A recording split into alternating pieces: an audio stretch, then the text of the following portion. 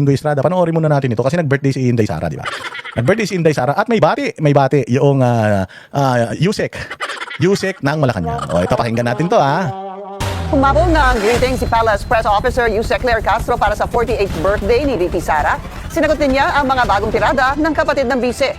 Yan ang agenda report ni Ivy Reyes. Tatandaan po natin nung nakaraang Pasko ay binanggit niya na hindi niya babatian ang Pangulo sa kanyang ng maligayang Pasko dahil hindi daw niya alam kung magbabago ang attitude kung babatiin niya ng maligayang Pasko. Pero hindi po tayo ganyan at siya po ay ating babatiin at gagayahin ko po ang kanyang pagbati. Yes. Ito oh, trabaho pa ba ito ng spokesperson ng Malacanang? Daan mo you also have to respect. If you want respect for Bongbong Marcos, you also have to respect the number 2 of Bongbong Marcos. Ano ba ang posisyon ni Claire Castro? Ang posisyon ni Claire Castro hindi nga siya secretary. Yusek lang siya.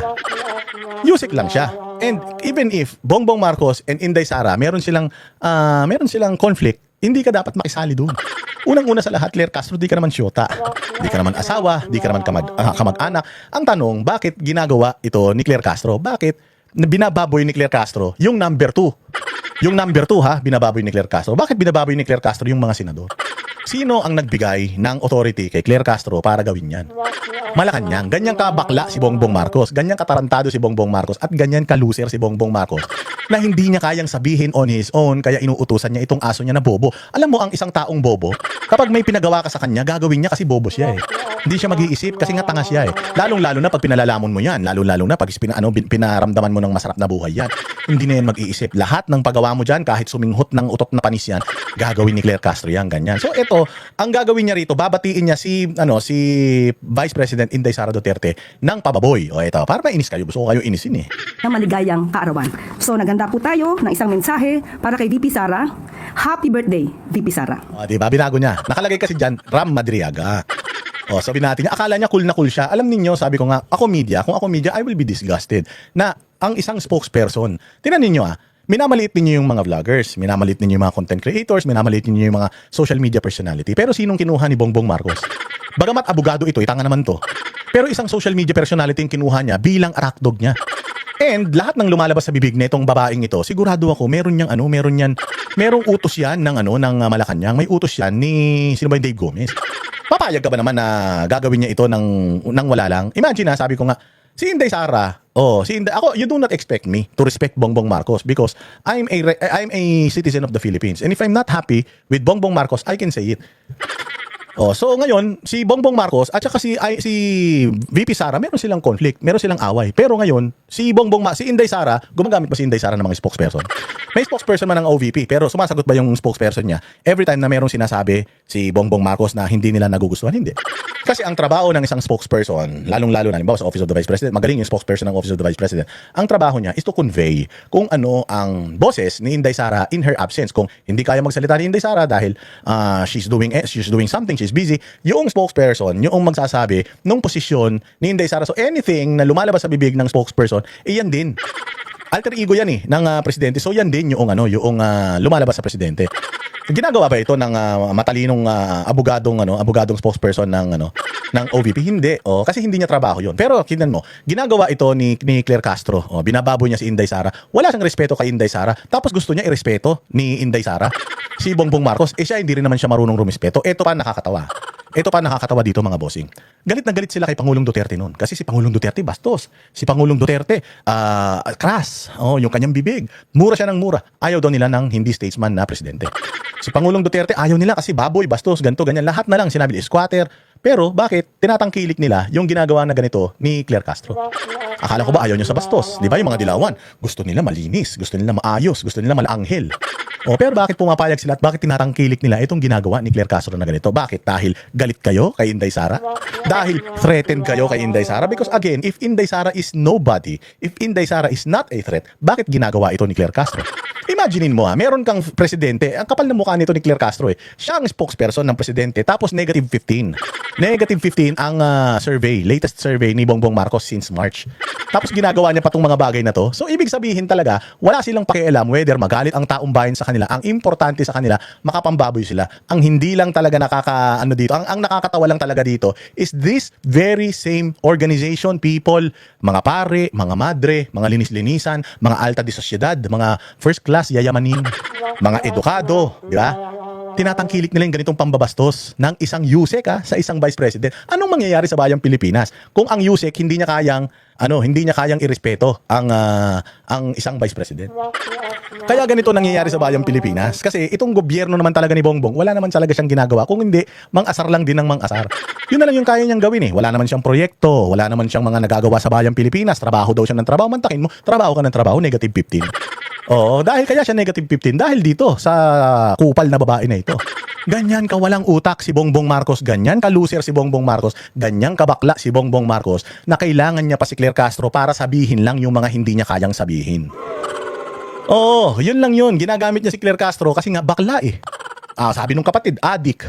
Walang paninindig ka ganyan pag adik Oo, wala ka na sa matinong kaisip. Kaya ayan, gumagamit ka na ng ibang tao to do your dirty work. No, napakadali naman batiin ni Inday Sara kung talagang gusto niyo batiin si Inday Sara. Pero sobrang insecurities na itong lumalabas na ito. Yung mga ganitong galawan, wala na to. Kanto na to. Diring-diri kayo sa Senado, sa nangyayari sa Senado, pero hindi kayo nandidiri sa ginagawa nitong spokesperson natin sa spokesperson na Malacanang sa Vice President ng Pilipinas. 'Di ba? Nagagalit kayo kay Senate President Cayetano dahil magulo ang Senado. Ang bayang Pilipinas magulo dahil bobo yung magnanakaw yung presidente. Di umano. Tapos ganito pa yung ginagawa ng spokesperson. Tandaan nyo nung si Mocha Uson, nag-post lang siya ng something laban sa mga kalaban ni Pangulong Duterte sa vlog niya. Pinatawag siya sa Senado. Pero ito, pinapayagan ng pamahalaan, lalong-lalo na ng mga linis-linisan na gawin ang mga bagay na to. Akala naman niya nakakainis. Hindi niya alam that this will forever be tattooed sa kanyang pagkatao. Na sa habang buhay na pag narinig mo yung Claire Castro, ito yung mga maaalala mo. Puro katangahan, kabobohan, kababawan, na akala niya nakakainis siya. Kasi sa sobrang dami na ng katarantaduhang ginagawa nila kay Inday Sara, 29% pa rin si Inday Sara. Hindi pa nagsasalita yan. Hindi pa yan gumaganti. Pero 29%, magyayabang yung negative 15 ng ganito. Tangina ninyo. Wala. Sabi ko nga, ipinili ko to kasi gusto kong makita kung maiinis ba ako sa kanya. Hindi. Actually, naaawa na ako sa kanya. Kasi may anak yan, may pamilya yan, may asawa yan. Mantakin mo. Diba? Araw-araw, ito yung nakikita mo. Araw-araw nakikita mo yung nanay mo nagwawalwal sa mga press briefer niya. Ikaw asawa ka, makikita mo. Sabagay, busog siguro yung asawa niya. Busog na busog siguro, damay din siguro sa mga bonuses, ganyan. Kaya siguro pinababayaan nila. Pero wala na ito. Kung ako anak nito, sabi ko nga sa inyo, wala na. Kung ako anak nito, sabi ko sa inyo, isaswap ko sa sandok to O kaya sa kawaling butas. Kasi mahihiya talaga ako na nanay ko ganito, asawa ko ganito, putang ina, iwanan ko yan. Kasi ibig sabihin, abnormal yan. Mga ganyan tao, diretso natin. Ito ang bati ng Malacanang kay Vice President Sara Duterte. Akala niya nakakatuwa. Nakakatuwa ba yun? Hindi na nga nakakatuwa, pero hindi rin naman nakakainis. Pero pinakikita lang ng Malacanang kung gaano sila kababaw. Sabi ko nga itong ginagawa ni Claire Castro na ito, meron tong kumpas galing kay Bongbong Marcos, malabong hindi. So tama pa ba ito na ugali ng ganyan ka incompetent si Bongbong Marcos kasi pumapayag siya na he is being represented ng isang baliw. Isang baliw na parang walang pinag-aralan na hindi niya alam kung ano yung meaning ng kanyang trabaho. At isa pang bobo diyan si Dave Gomez. Kasi bakit mo papabayaan na yung napakagandang reputasyon ng Presidential Communications Office maging palengke? 'Di ba? Ayaw niyo sa chip, ayaw niyo sa masa, pero kumuha kayo ng USEC, spokesperson, binabayaran ng taong bayan para gawin yan. Bastusin ng mga taga-gobyerno. Yan trabaho ng USEC, ang trabaho ng spokesperson, i-convey sa atin yung mga magagawang nagawa ni Bongbong. Walang nagawang maganda. Kaya nangaasar na lang sila ng nangaasar. At pakikita ko sa inyo mamaya kung bakit insecure ang Malacanang kay Inday. Para sa kanya 48th birthday nitong nakaraang linggo, makikita ang hawak na screenshot ni Palace Press Officer Claire Castro ay galing sa video ng bise para sa nagpakilalang bagman umano nito na si Ramil Madriaga. Iprenesenta ang naturang video greeting sa House Justice Committee proceedings ng Totoo lang, kung ako matino akong media, kung ako hindi ako bayaran ng media, I will condemn this. Kung ako matino ako na politiko, I will condemn this. Kasi hindi talaga tama na binabayaran ka ng sweldo ng taong bayan tapos binababoy mo yung pangalawang pangulo. Okay lang kung private person ka. Halimbawa ako, babuyin ko si Bongbong, okay lang. Hindi ako kumukuha ng sweldo galing sa pera ng taong bayan eh. Pero kung ikaw, pasweldo ka ng taong bayan, palamunin ang buong pamilya mo ng taong bayan, lahat ng rangya na nakukuha mo ngayon ay galing sa taong bayan, hindi tamang ginagawa ito mga boss. And ganito kabobo, and this is a reflection of how stupid, how dumb, how low ang IQ ni Bongbong at nung asawa niya. Because pinababayaan nila na gawin to ni Claire Castro na sa tingin nila, nakakabuti sa kanila, negative 15. Sabi ko nga, ganun talaga kabobo si Bongbong. Ganun siya katanga, ganun siya ka-out of touch, na hindi pa niya pinapalitan yung mga tao sa paligid niya, samantalang bagsak na yung kanyang rating sa loob ng 4 na taon. Sa loob ng 4 na taon, putang ina, negative 15, sa dami ng pera na kinulimbat nila, sa dami ng pera na pinaiikot nila para mapabango yung mga pangalan nila, baguhin yung history, maging maganda pangalan ng mga Marcos, tapos negative 15. So ang ginagawa na lang nila, dahil hindi na nila kayang talunin yung taong bayan, let's just join them. If you cannot beat them, join them. Join them saan? Sa pangbuburaot, dahil binuburaot ng taong bayan si Bongbong Marcos. So kasi kung ako, kukunin akong spokesperson, tatanggihan ko talaga. Bakit? Tayo naman, takin mo magiging tagapagsinungaling ako. Ganito ang pagagawa sa akin. O boss Dada, magaling ka naman mang-urat. Uratin mo lang yung mga Duterte. Uratin mo lang yung mga DDS. Mantakin mo, tatanggap ako ng sweldo ng taong bayan. Galit na galit sila kay Bato na tumatanggap si Bato ng sweldo sa Senado. Kahit nagfa-function naman yung opisina niya, ayaw nila nun. Pero ito si Claire Castro, tumatanggap ng sweldo at least 300,000 pesos per month. Galing sa taxpayers money. Tapos yung sinusuportahan ng taxpayers money, o ng mga taxpayers sa Pilipinas, ang sinusuportahan si Inday Sara, tapos binababoy niya. Antakin mo, kumukuha ka ng sweldo para mambaboy ng tao sa gobyerno. Yung mga ginagawa niya sa vlog niya, okay yun, kasi vlog niya yun eh. Pero dapat nga hindi niya rin ginagawa yun dahil pinapasweldo siya ng taong bayan eh.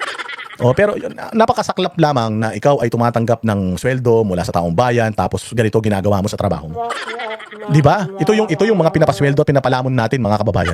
Kaya sabi ko sa inyo, magsilbing aral talaga ito sa inyo. Itong pagboto ng mga matitinong tao kasi kapag naglagay ka ng tao na kasing bobo ni Bongbong Marcos, kasing walang kwenta ni Bongbong, kasing walang silbi ni Bongbong, kasing tanga niya, kasing inutil niya at kasing magdanakaw niya, di umano, at kasing adik niya, di umano.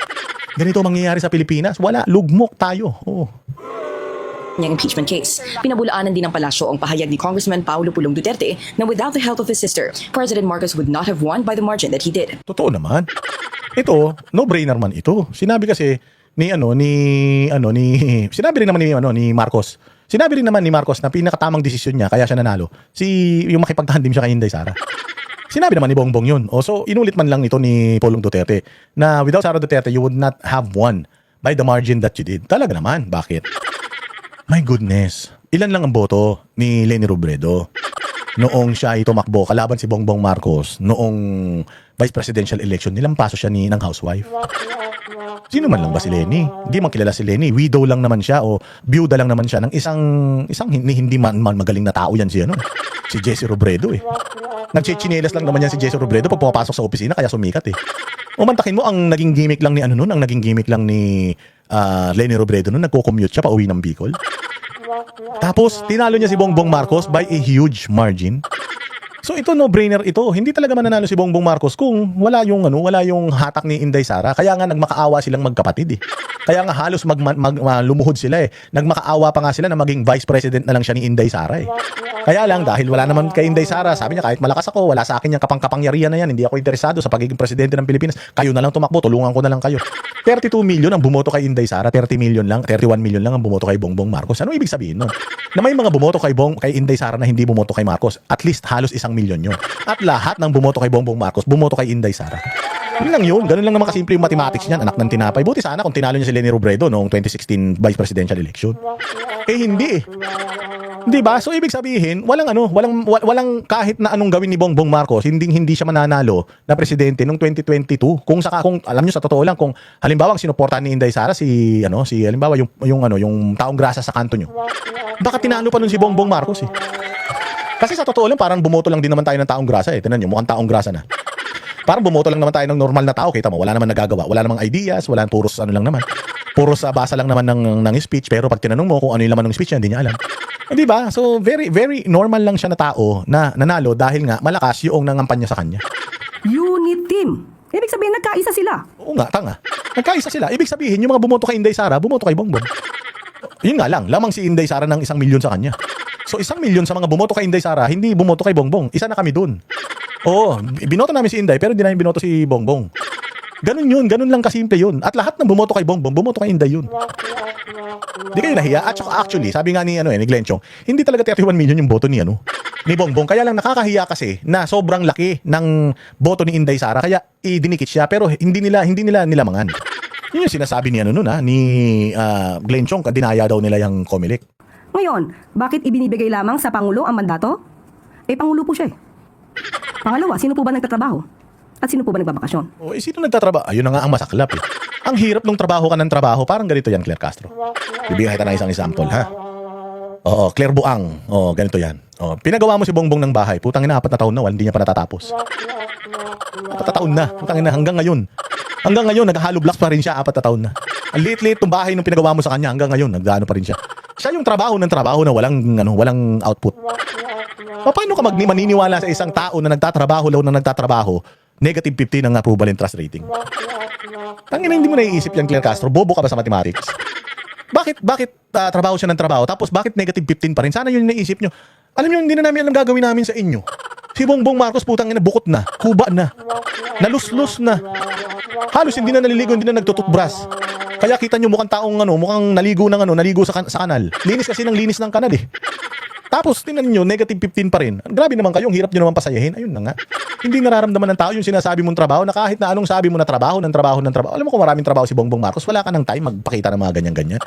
Kung maraming ginagawa si Bongbong Marcos, wala ka ng time para mag-side comment, bumanat sa mga kalaban niya sa politika. Kasi nung panahon ni Pangulong Duterte, hindi yan ginawa ng mga spokesperson niya eh. Yung mga spokesperson niya sobrang busy sa pagsasabi sa taong bayan kung ano yung mga ginagawa ni Pangulong Duterte. Every Thursday, meron siyang talk to the people. Si Bongbong may talk to the people ba? Wala, kasi nga wala siyang may uutos. Wala siyang idea. Wala siyang plano.